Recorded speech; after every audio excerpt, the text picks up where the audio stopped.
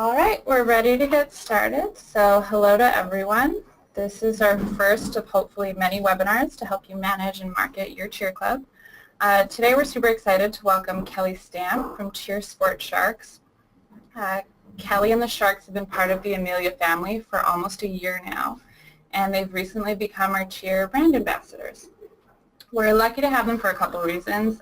First of all, they're total ninjas when it comes to using the platform, but they're also really great at letting us know what cheer clubs need in a registration and business management software.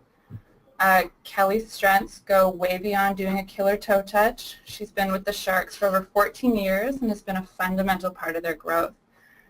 Kelly's going to share how the Sharks grew from one location to 4 in today's competitive market. So a little about me. My name's Ashley, and I'm the marketing director here at Amelia. I may have met some of you a couple weeks ago if you were in Montreal for the spring cheer dance and tumbling.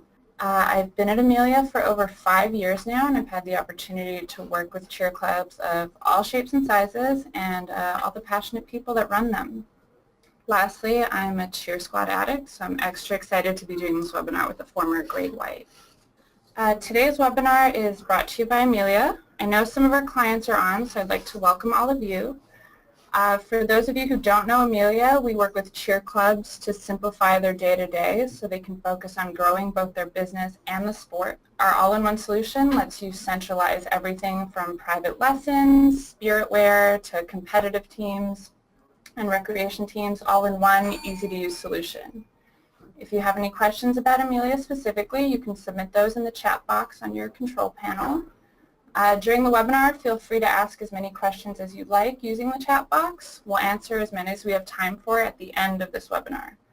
We will be recording this webinar, and you will get a link to access it later this week, so don't worry if you miss anything. Enough about us. I'll pass it over to Kelly so we can get started. Thanks, Ashley. I'm excited to be here to talk about the Cheer Sport Sharks journey. This journey is one of a kind and has been 15 years in the making. It has had its ups and downs as any business might have, but every new venture is an opportunity to learn, and our journey sure has been an exciting one. Just to give you a little bit of background on me, I have been a part of the Sharks since I was about 13 years old, cheering on some of our first teams.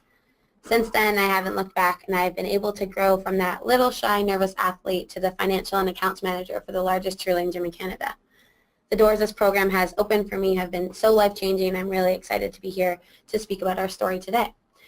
We are going to be chatting a little bit about how each location got started, some of our focuses to help the business and gym numbers grow, as well as how we try to ensure consistency through each of our locations. So let's start with the story. Our first location was in Cambridge. We started in a local gymnastics club with 2 teams, and within a year there was so much interest that facility could no longer offer us enough space. We had to look into a facility of our own. It was important to the owners to never grow beyond their means, so each time we have moved, we were literally bursting at the seams, or as we might say, the shark tank was overflowing. At one point, we had a location with a full competition floor, a small tumbling area and viewing area, with a satellite location 2 minutes down the street. It was at this point that Alien Land started to look for a new facility that could fit all of our Sharks, but unfortunately there wasn't something acceptable in our area. They decided that building a custom gym was the next step. This was a huge undertaking and not something to be taken lightly. We moved into that location in November 2011 and have been there ever since. They knew that it was a huge commitment, and they definitely put a lot on the line, but they knew they had something special. Our next location is Ancaster. We had a staff member from our Cambridge location that had shown interest in growing her position within the company. We looked for an area where we could possibly pull athletes from several different areas, an area with a growing community, and somewhere there wasn't a cheerleading club already. From there, they decided Ancaster was that city, and our second location was born. We have followed the same philosophy of growing within our means, and we ensure we have the strong number of athletes to promote any new facilities we would want to move into. Next up is our Ottawa location. This location was a unique and different situation from the first 2 locations. We have had a group of dedicated parents from a local cheerleading club in Ottawa that was unfortunately closing its doors. These parents wanted their daughters to be able to continue doing a sport they loved, so they reached out to us. At that time, we were interested in possibly opening another location. And although it was far away from our main location, we felt that we had the staff in place in order to facilitate this.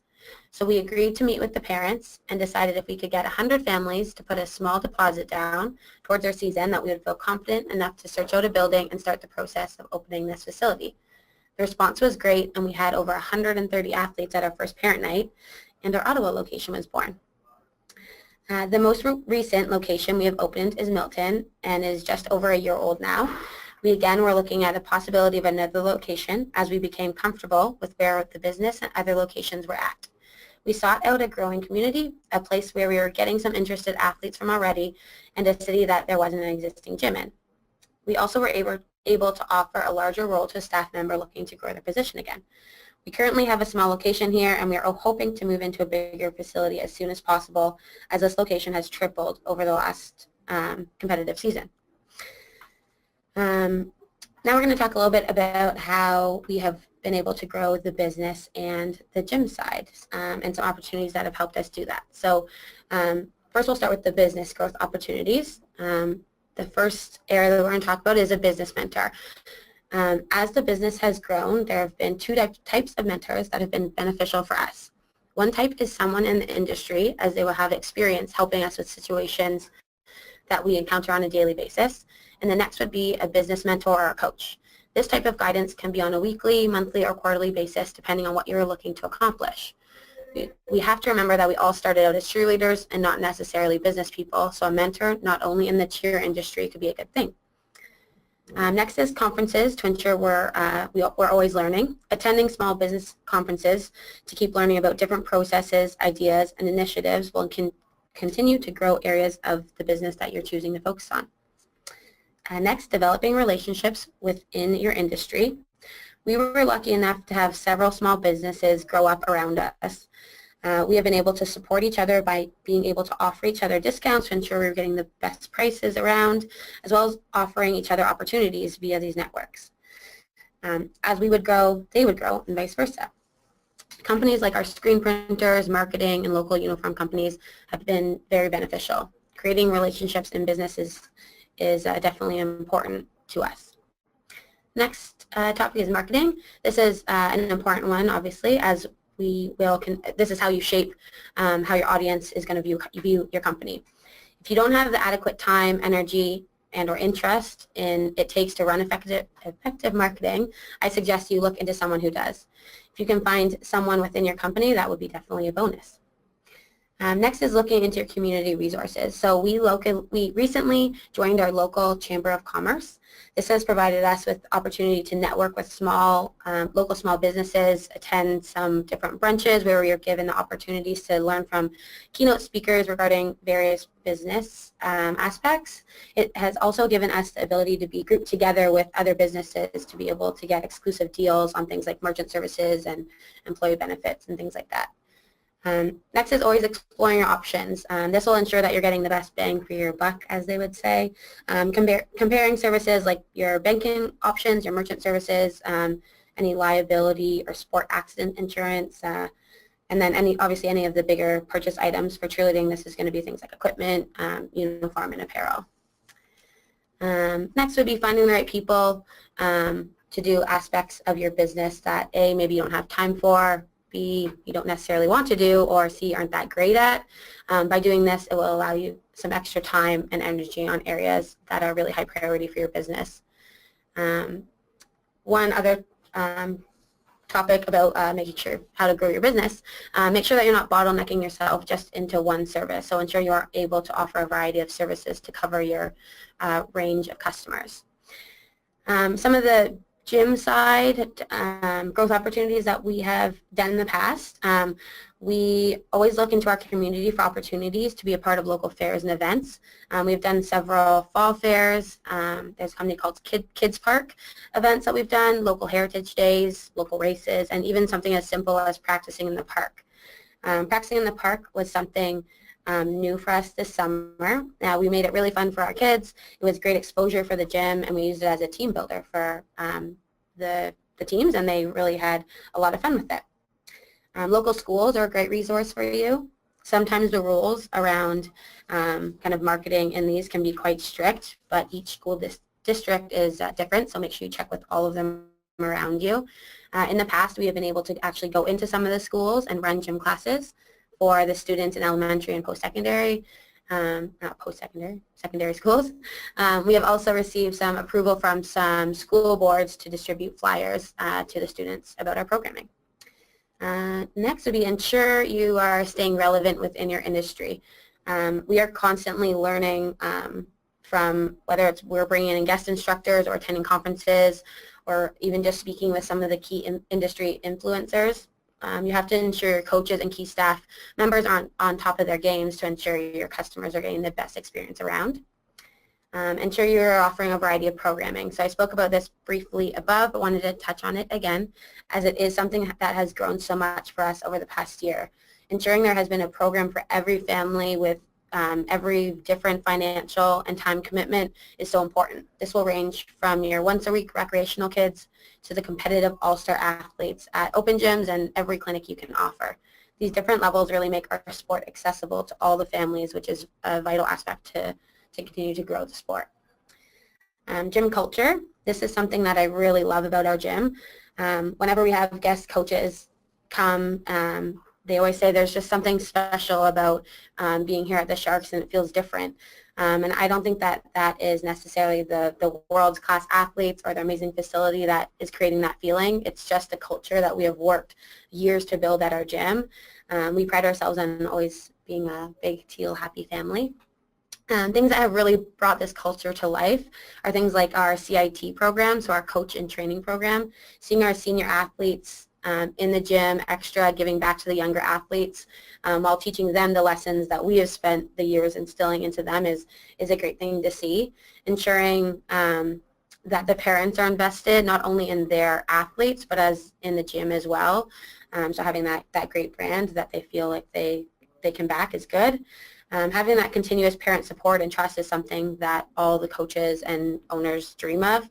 Our parents are going to be our biggest advocates as we continue to grow this sport. So word of mouth is going to be the #1 way to get more kids in the door.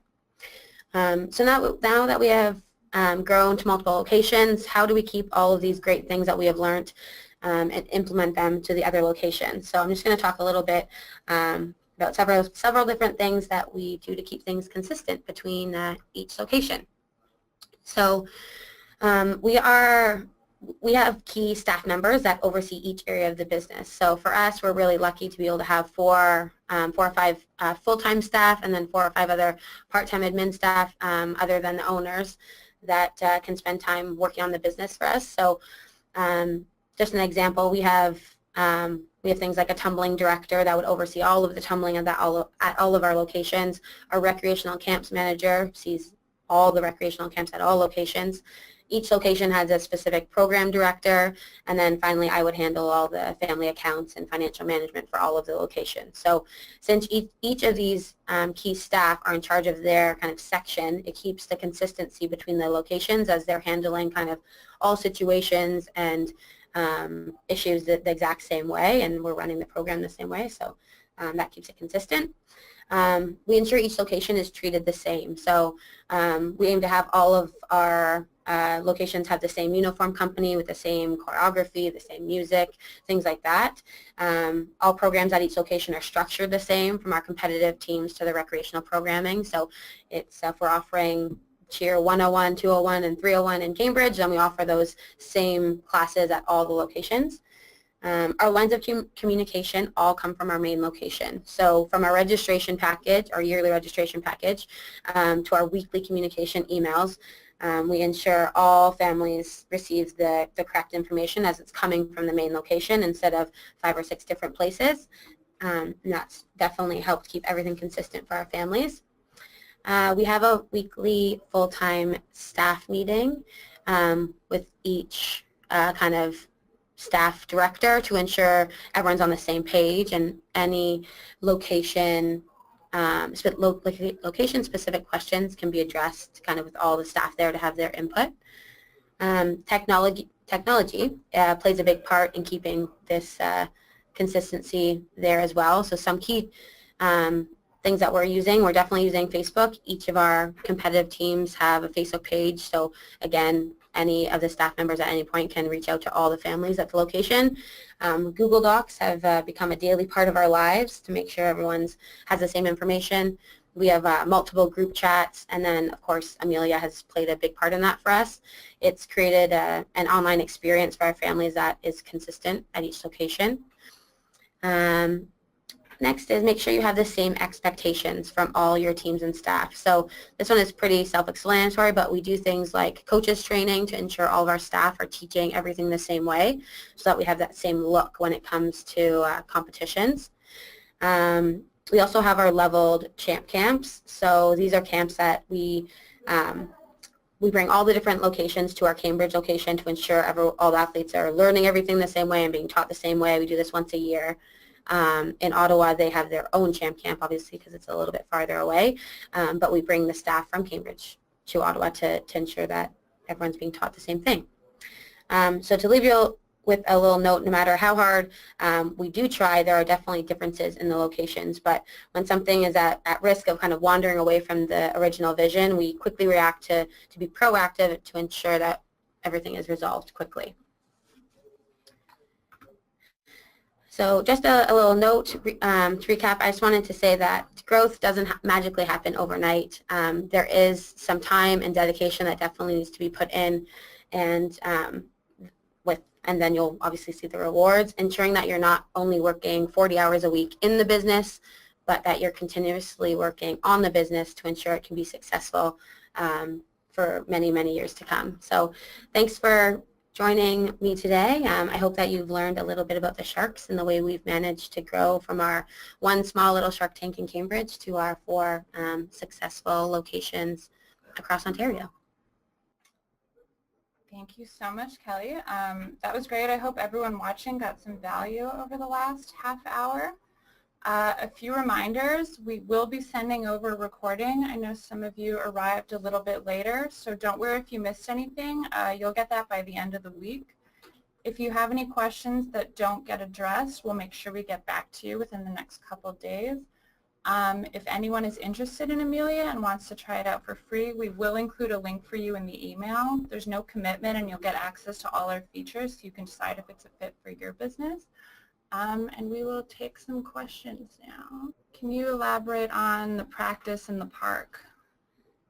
Yeah, so we actually did a couple teams at a time, just again to kind of build that gym culture of like sisters and sister teams. So we had literally, it was just a practice in the park. So we did a bunch of stunting. We obviously didn't tumble them on the grass because that is not the safest, but we went through kind of some of our formations. We did jumps outside. We did the stunting skills that they were working on, and then kind of for that team bonding aspect, some of the parks we went to had some splash pads, so we actually got to kind of hang out and have fun with the kids at the park then. Awesome.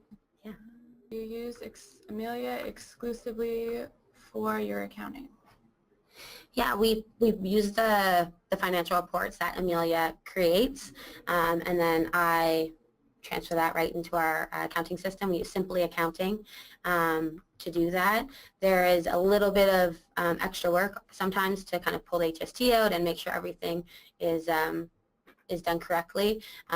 With the new ledger codes that have been implemented, it's been really helpful. So just make sure everything has a ledger code attached to it, and it's been working quite well. Can you elaborate on marketing initiatives? Do you use Facebook? What's more effective, online advertising or offline advertising like marketing in schools? I would say it's probably hit and miss. So we definitely advertise on Facebook and have the sponsored posts and things like that that kind of transfer through to Instagram.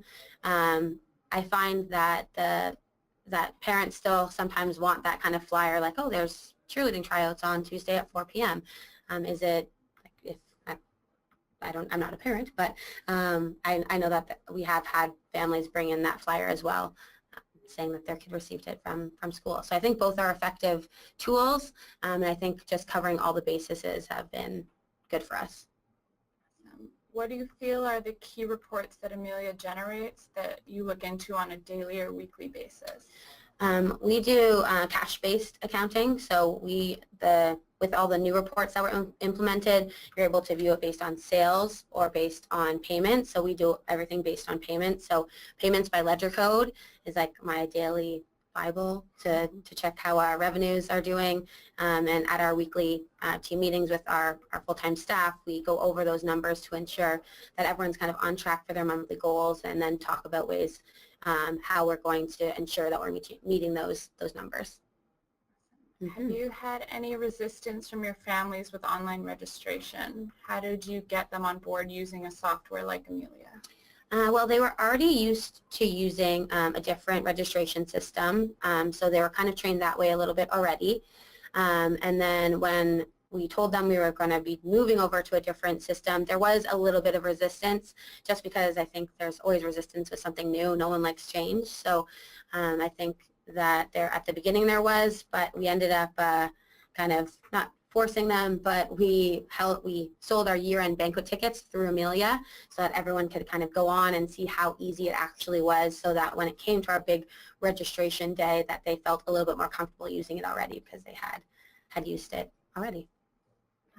Have you assigned unique ledger codes to each activity within a program, or just the programs themselves?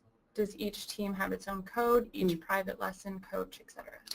Each program has its own code, so we would have competitive all-star teams would have its own code. Tumbling, so any tumbling group classes, private lessons, anything like that would have its own code.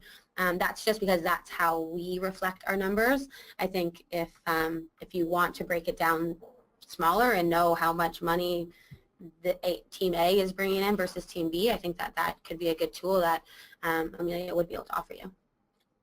Was it difficult to get your staff on board with the software you used before and with Amelia? What was the training process like? I would say the system we were using before was much harder to teach our staff. I was lucky enough to get some onboarding, obviously, by Amelia, so I did that first, and then I kind of held a little training with our staff. It is pretty intuitive, I think, so there are obviously some tricks that you need to learn and things like that, but our staff was really excited as they knew it would make their lives easier in the long run, so they were definitely on board from day one. Any more questions? That was our last one. I'll get a couple seconds in case anyone wants to submit some last-minute ones.